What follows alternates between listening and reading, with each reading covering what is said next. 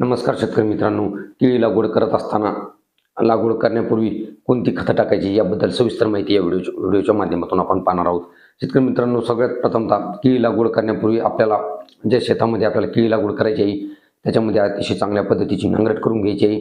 नांगरट झाल्यानंतर रोटावेटर मारून चांगली जमीन भुसभुशीत झाली पाहिजे अशा पद्धतीचं रान आपल्याला तयार करून घ्यायचं आहे. त्यानंतर 6 फुटी किंवा 5 फुटी आपल्याला सरी पाडायची आहे.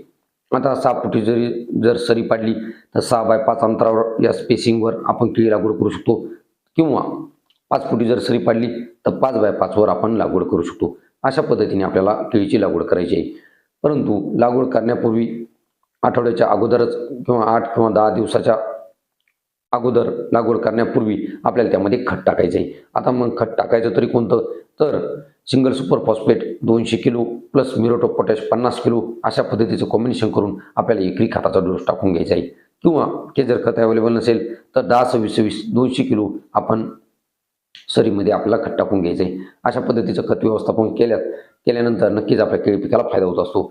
साधारणपणे शेतकरी मित्रांनो, जर 6 बाय 5 अंतरावर लागवड जर केली तर 1450 रोपं बसतात, आणि जर 5 बाय 5 अंतरावर लागवड केली तर 1750 रुपये बसतात. अशा पद्धतीचं त्याचं प्लॅन पॉप्युलेशन मेंटेन केलं जातं. तुम्हाला व्हिडिओ कसा वाटला, आवडला असेल तर लाईक करा आणि आपल्या केळी उत्पादक शेतकऱ्यांना पाठवू विसरू नका. धन्यवाद.